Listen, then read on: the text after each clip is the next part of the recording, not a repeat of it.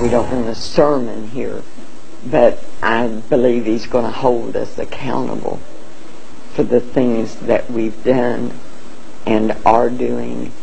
If any of my kinfolk ever see this, then I'll lose more than what I've lost already. And I was thrown out of that church in my early 20s, which was back in the 60s, because I taught that racism was wrong in a Sunday school class. I was asked to leave that church, and the elder of the church, the deacon of the church that came to me and talked to me about it the first time was my grandfather. And he said, you can't say these things. And I said, I can't not say these things. Christianity has been misused for hundreds of years to keep your people in subjugation. And I'm speaking now a reality that the history books do not record. Christianity was used because if I said, okay, you don't believe the way I believe, and Christianity is the best way to believe, so I'm going to take you, and it's going to be for your own good, honey. It's going to be for your own good. I'm going to take you, and I'm going to tear away everything about you, and just keep your hands and your feet, because they can help me getting off. But I'm going to do this for your own good, because I'm going to give you a God. Now, what does that God look like? The reality of it is when he came here, he didn't look like me. So what am I going to do about that? I'm going to make him look like me. So for hundreds of years we've been telling you, and now you have to keep in mind that we took away any other God that you might have through force, through fear, through pain, through any means necessary. So now I'm going to give you a God, but I'm going to do that in a way that it's going to further me. So I'm going to give you a God that looks like me, so that when you bow down to that God, you're bowing down to me. The Bible tells us what he's going to look like when he comes back.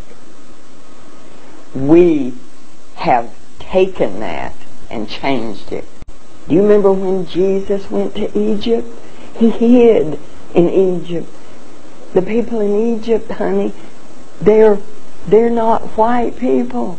How could he hide that? See, so that we've done that. We've given your people a God that looks like me, so that you don't have any qualm about bowing down to me. See, because this is the image of God.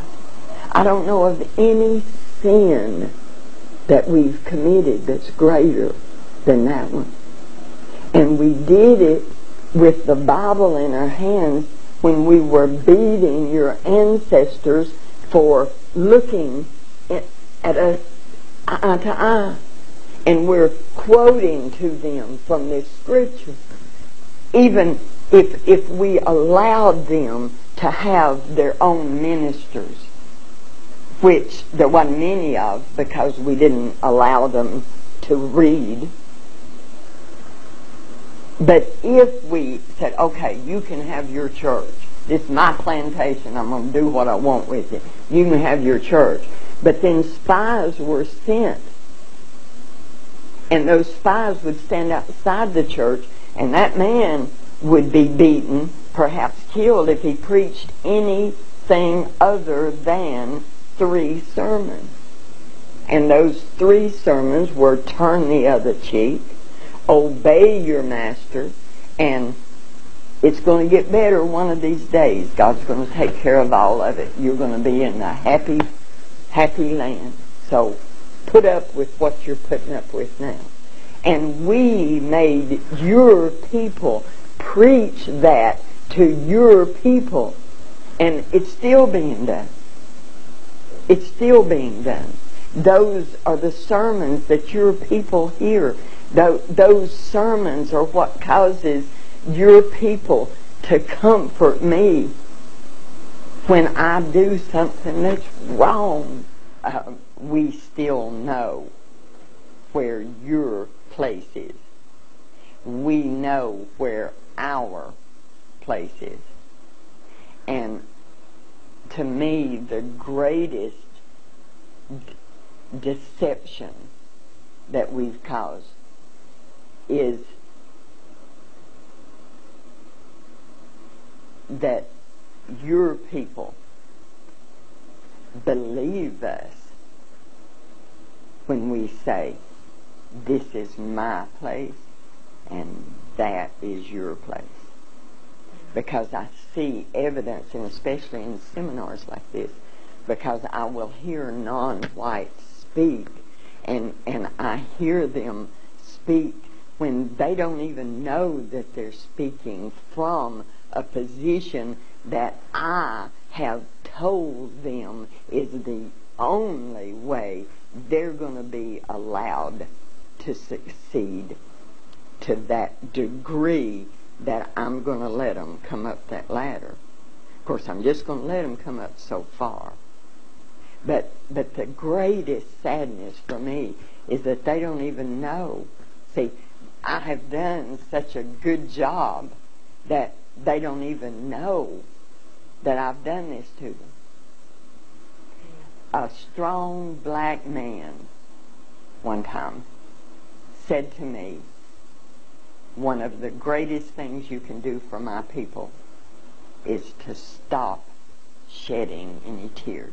And he said to me, you must stop the tears, because my people are so conditioned to putting their arms around you and comforting you when you weep, then they are no longer strong. Their strength that is coming from standing up and saying, no, you're not going to treat me like that. That strength is gone because they've got their arms around you, comforting you. And I have tried to listen to the wisdom of that very, very wise man. I can't always, when I sat in that room the other night, when the author of Without Sanctuary, when he was speaking and those pictures were there of the lynchings, the methods that we have used to keep control, I wept, that I could. But when I wept, his words came back to me, because all around me, the non-white people would reach out and comfort me. My God, there in front of, I don't understand it. See, I don't understand the closeness that your people have with the Mother Earth, with the concept of beginnings, God Himself. There is so much of that in you that you can forgive me and comfort me when I'm weeping at what I've done to you. See, that's beyond my understanding. I don't understand the